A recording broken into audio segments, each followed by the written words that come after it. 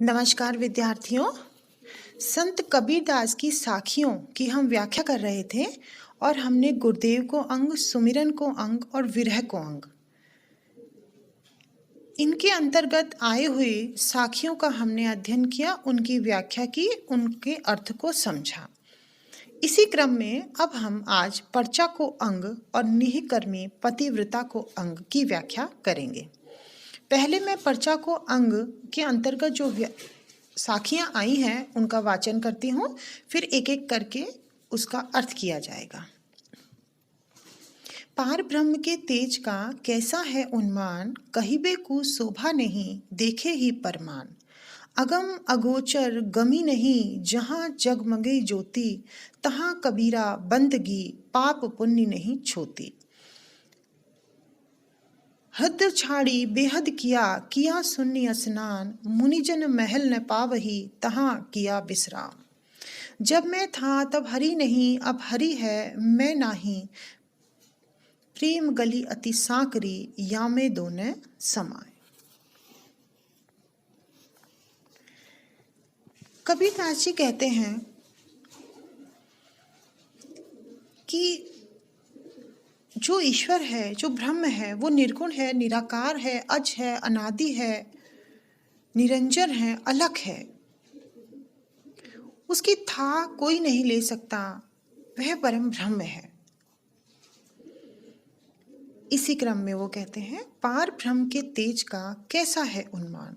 वो जो परम ब्रह्म है, वो जो निर्गुण है, उसका जो तेज है, ओज है, उसका कोई अनुमान भी नहीं लगा सकता। वो कैसा है कोई जान ही नहीं सकता, क्योंकि किसी ने उसे देखा ही नहीं है, सिर्फ महसूस किया है। कहिबे को शोभा नहीं देखे ही परमान। कहने को तो उसकी कोई शोभा ही नहीं है, क्योंकि वो तो एक बिंदु के समान है। उसका रंग रूप वेशभूषा कुछ है ही नहीं, शोभा है कुछ है नहीं। लेकिन जब हम उसे देखेंगे तब प्रमाण प्राप्त होगा, अर्थात उस परम ब्रह्म को वही जान सकता है, समझ सकता है जिसने उसे देखा है, और जिसने उसे अनुभव किया है, देखा है, वो दूसरे को बता भी नहीं सकता है। इस प्रकार वो जो परम ब्रह्म है उसके बारे में कोई नहीं जान सकता। किसी ने उसे देखा नहीं है कि कैसा उसका रंग रूप, उसकी शोभा है।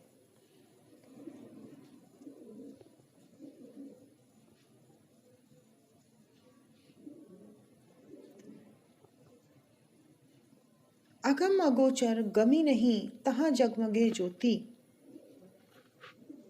तहाँ कबीरा बंद की पाप पुण्य नहीं छोती। कबीरदास जी कहते हैं कि वो जो ईश्वर है, वो ब्रह्म है, वो अगम है, वहां तक पहुंचा नहीं जा सकता। वो अगोचर है, उसे देख भी नहीं सकते। और वो जिस स्थान पर है वहां ज्योति जगमग करती है, ज्ञान का प्रकाश फैला हुआ है, लेकिन हम वहां तक जा नहीं सकते। तहाँ कबीरा बंदगी पाप पुण्य नहीं छोती। कबीरदास जी कहते हैं वहां तो पाप और पुण्य स्पर्श भी नहीं करते। कहने का तात्पर्य है कि वो ऐसा स्थान है जहां साधक जब पहुंच जाता है तो वो इस संसार के माया मोह, ईर्ष्या, द्वेष, पाप पुण्य सभी भावों से ऊपर उठ जाता है, और तब साधक उस ज्योति के पास पहुंचता है और उसका ईश्वर से साक्षात्कार होता है। कबीरदास जी उस ब्रह्म की बंदगी करते हैं, उसे नमस्कार करते हैं।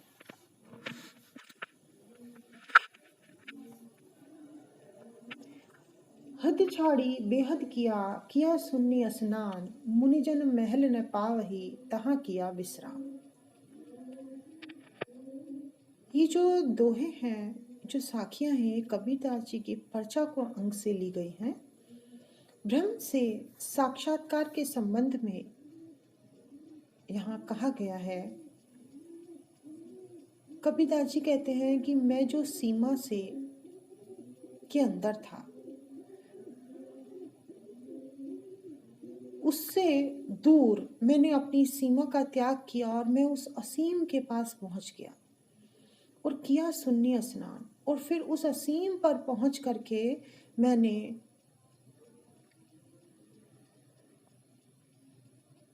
उस शून्य या उस असीम ब्रह्म के पास पहुंचकर मैं उसकी दिव्य ज्योति में स्नान कर लिया। मुनिजन महल न पावही तहाँ किया विश्राम। मैंने उस जगह आराम किया जहाँ बड़े बड़े मुनिजन भी वहां पर नहीं पहुंच पाते हैं।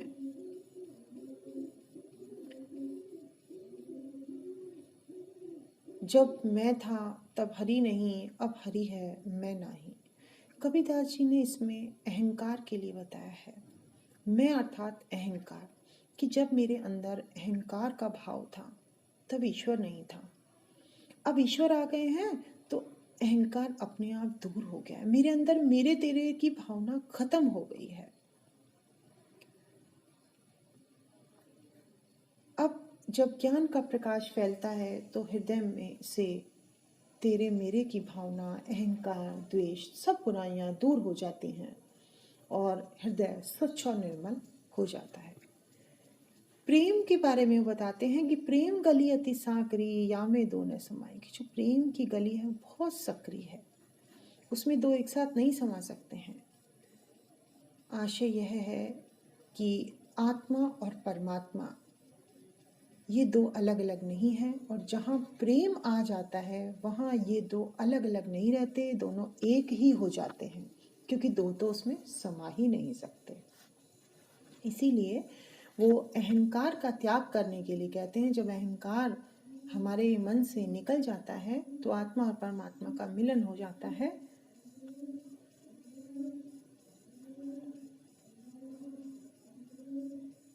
इसमें कबीरदास जी का जो साधना थी, जो प्रेम था, वो जो रहस्यवाद था वो साधनात्मक था। इसीलिए उन्होंने साधना में आए हुए शब्द शून्य शिखर, ब्रह्मरंध्र, सहस्त्र दल, इंगला पिंगला इनका प्रयोग किया।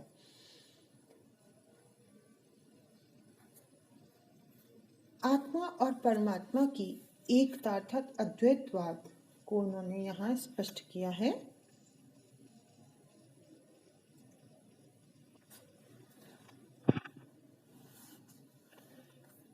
अब हम अपने अगले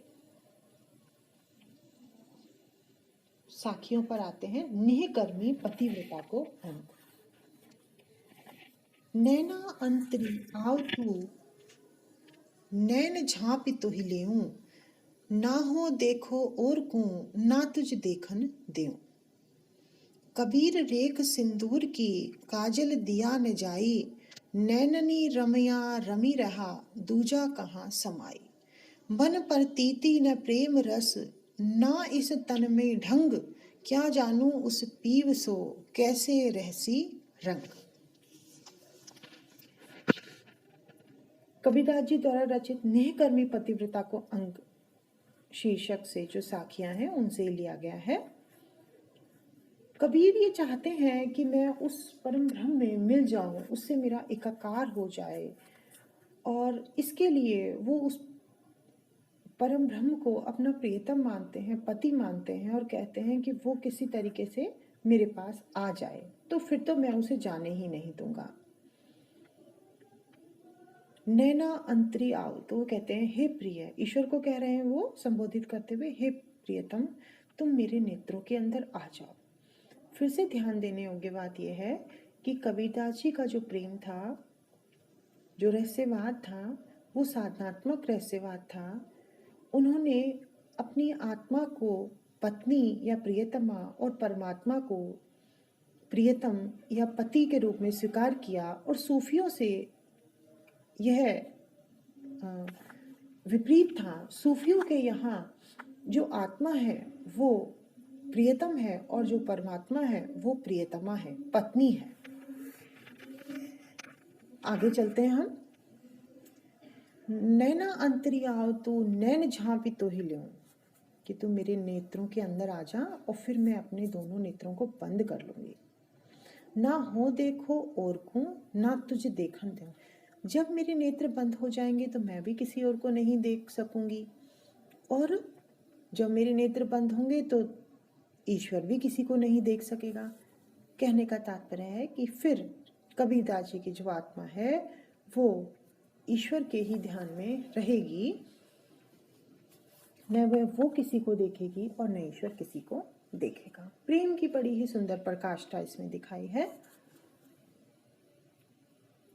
कबीर रेख सिंदूर की काजल दिया न जाई, नैनई रमई रमैया रमी रया दूजा कहाँ समाई।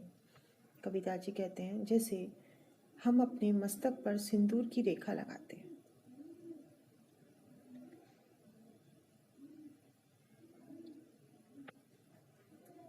और कबीरदास जी ने भी ऐसा ही किया। सिंदूर की रेखा कब लगाई जाती है, सिंदूर कब लगाया जाता है, जब आपका विवाह हो जाता है। तो कबीरदास जी तो मानते हैं कि मेरा विवाह तो उस ईश्वर के साथ हो गया। दुल्हन गाओ मंगलाचार, हम घर आए हो राजा राम भरतार। वो तो परम ब्रह्म को अपना पति रूप में स्वीकार करते हैं। तो कहते हैं कि जिस प्रकार सौभाग्यवती स्त्रियां अपनी मांग में सिंदूर भरती हैं, उसी प्रकार से मैंने भी अब अपने मस्तक पर सिंदूर की रेखा लगा ली है, क्योंकि मेरा ईश्वर से प्रेम हो गया, उससे मेरा विवाह हो गया। काजल दिया न जाए, अब मुझे काजल लगा करके शोभा बढ़ाने की भी जरूरत नहीं है। नैनई रमया रमी रया दूजा कहाँ समाई। वो कहते हैं कि मेरी नेत्रों में तो पूरी तरह से मेरा प्रियतम रम गया है, बस गया है, इसलिए अब मेरे हृदय में दूसरा कोई नहीं समा सकता। कैसे समाएगा। देखिए सूरदास जी भी कहते हैं, सूरदास की जो गोपियां हैं वो कहती हैं उद्धव से कि मन ना ही 10-20, ये मन 10-20 नहीं है, मन तो एक ही है। तो इसी प्रकार ये भी कहते हैं कि एक ही हम मेरा मन था, हृदय था, उसमें मेरा प्रियतम आ गया, ब्रह्म आ गया, तो अब दूसरा उसमें कैसे समा सकता है। कबीर ने ईश्वर के प्रति अनन्य प्रेम भाव को व्यक्त किया है। यहाँ पर जो दो बात कही गई, एक सिंदूर की रेखा की बात कही गई, एक काजल की। देखिए सिंदूर की रेखा जो है वो ब्रह्म से संबंधित है, और काजल की जो रेखा है वो सांसारिक माया मोह से जुड़ी हुई है। मन प्रतीति न प्रेम रस, ना इस तन में ढंग, क्या जानूं उस पीव को कैसे रहसी रंग। कबीरदास जी कहते हैं कि ईश्वर से तो प्रेम ही किया जा सकता है, और बिना प्रेम के कोई कैसे रह सकता है, और ईश्वर को प्राप्त भी नहीं कर सकते। कबीरदास जी कहते हैं कि मुझे तो न तो ये पता है कि मेरा ईश्वर मुझसे प्रेम करता है, और न ही ये पता है कि वो कहाँ है। ना इस तन में ढंग, और ना ही मुझे कोई तरीका आता है कि मैं अपने प्रियतम को रिझाऊं। क्या जानूं उस पीव को कैसे रहसी रंग, मैं कैसे जानूं कि मेरा प्रियतम जो है वो कैसे मुझसे प्रसन्न रहेगा, वो उसके साथ रहने में कैसे आनंद का अनुभव होगा, मतलब वो क्या महसूस करेगा, ये मैं नहीं जान पा रहा हूँ। कबीर ये कहना चाहते हैं कि प्रेम भाव के बिना ईश्वर की प्राप्ति नहीं की जा सकती है। इसीलिए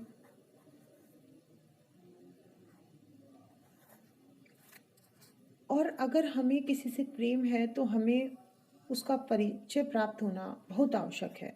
बिना परिचय के प्रेम कैसे। रहस्यवादी भावना है इसमें।